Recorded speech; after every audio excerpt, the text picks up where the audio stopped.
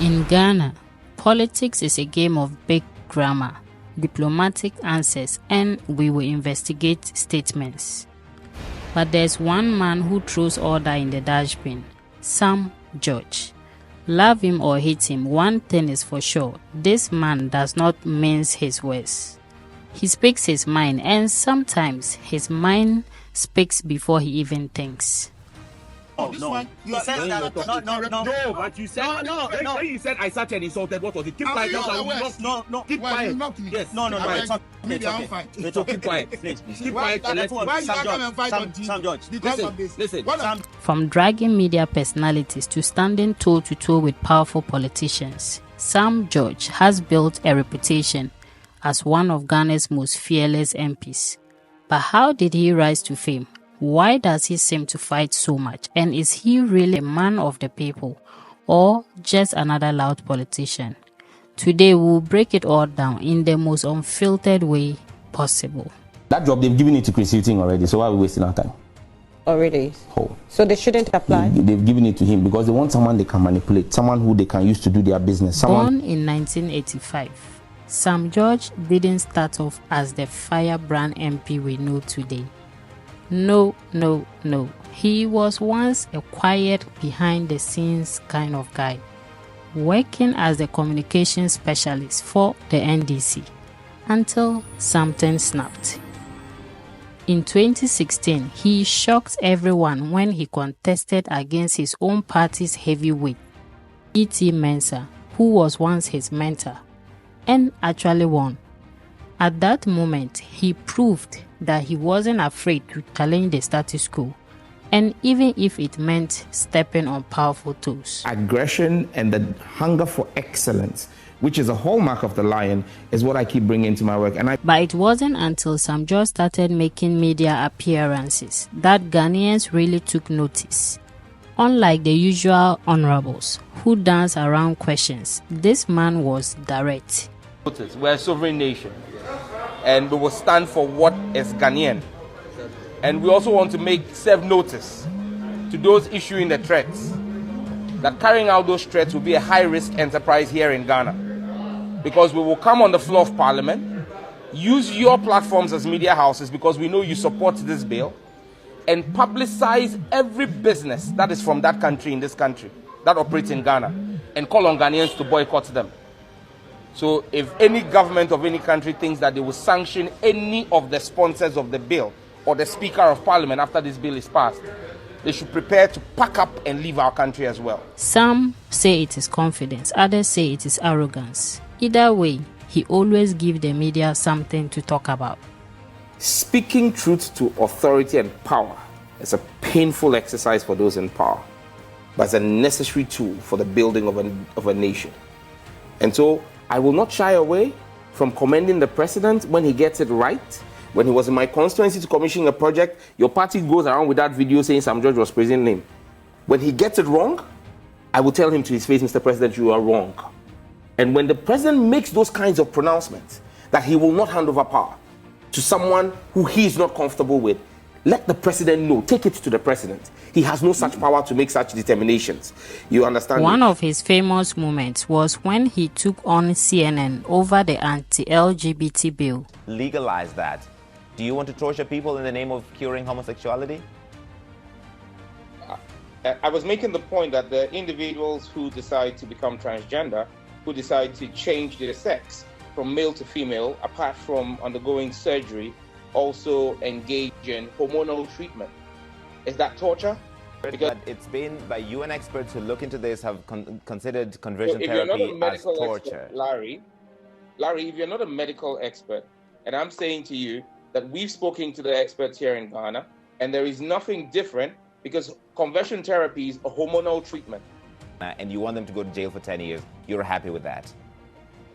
Well, you haven't read my bill. It's a misinformation to say that anybody who's found guilty of a homosexual act to go to jail for 10 years. That's a misconception you're peddling, and you should not do that. They can go to jail up to 10 years. This is just one of the many penalties that is in the bill.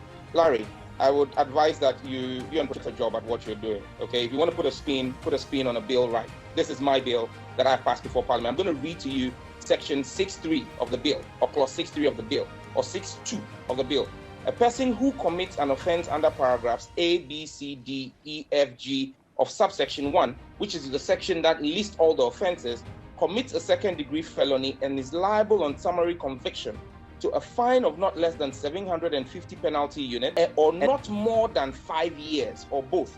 So when you talk about 10 years imprisonment for persons engaged in homosexual activities, you are misleading the world, and that's unfortunate. All right, so you think, okay, 10 years is too much, but 5 years is perfectly fine for somebody who's gay in Ghana to go to jail. Well, that is the punishment for a second-degree felony in Ghana. And the activity of homosexuality is a second-degree felony. Honorable George, are you just a hateful person who does not want people who are different from you to have a life in Ghana? That is a defeatist approach to ask me a question, a defeatist line of questioning. Hey, this man went international with his argument. Whether you agreed with him or not, one thing was clear. Sam George was ready to take on anyone, anywhere, at any time.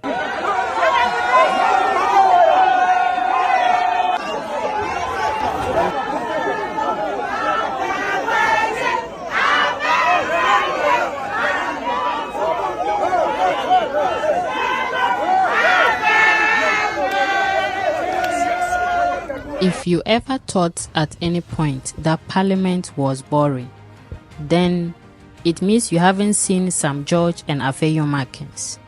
This wasn't just a ministerial vetting, it was a full-blown political war. Would you want to explain what you mean by Nana Akufo-Addo did not steal from the public purse, but he actually stole the purse? Would you explain what you meant by that? And after that, let the public know whether you still stand by that statement or you seek to retract. Mr. Chairman, before I answer, may I seek leave of you to know how many minutes I have to answer this question? Because I have a litany of over 700 corruption scandals under President Akufo-Addo that I will list systematically and explain each one to show Ghanaians how President Akufo-Addo and his government stole the public purse.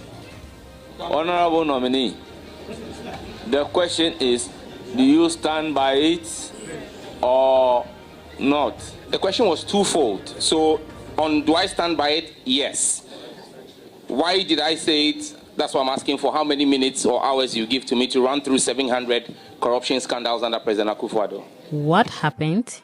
It all started when Sam George was on the hot seat to be vetted as a minister designate for communication, digital technology and innovations. You've used such words as useless and gibberish, and many actually think you are very disrespectful. I want the Ghanaian people to be assured that whatever they are thinking is contrary to what you are. Please tell us. Thank you very much, Mr. Chairman. Mr. Chairman, respectfully, opinions are like noses.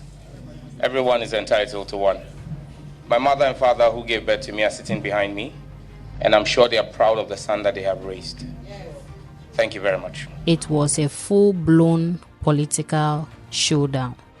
Our president, who was in charge of the government of the day between 2017 and 2025, January 6th, was indeed a beneficiary of the Galamsey activity. Do you solemnly believe in that? If it walks like a duck, quacks like a duck, and has his kids in a row behind it like a duck, it is a duck. This was a vetting nobody wanted to miss. Some even termed it as the El Clasico, or maybe should I say a match between maybe Man U and Liverpool. Okay, my team is Liverpool, and we scored Man U 7-0. But this was a vetting that most of the youth were just excited to watch because it was the battle of West. Do you have the benefit of any secondary source of income? Mr. Chairman, I'm married to a very industrious woman. No, I don't get it. Please explain.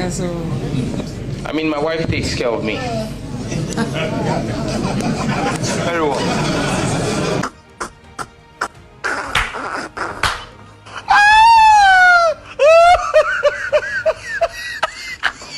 All you were required to do was to admit something you may have said and said wrongly, particularly, and apologize to President Akufo-Addo, and you would have had a smooth process.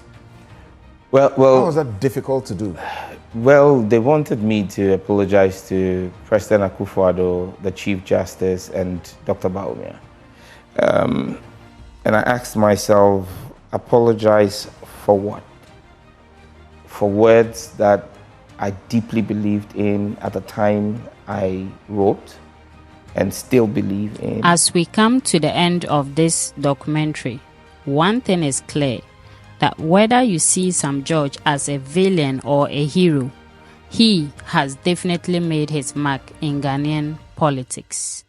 And I don't think he's leaving the political scene anytime soon. If we put two men in a room and give them 12 months to produce as an offspring, they cannot produce an offspring. So guys, what do you think about Sam George? Is he the bravest or he's just the loudest? Drop your thoughts in the comments. And always remember, Jesus loves you. Bye.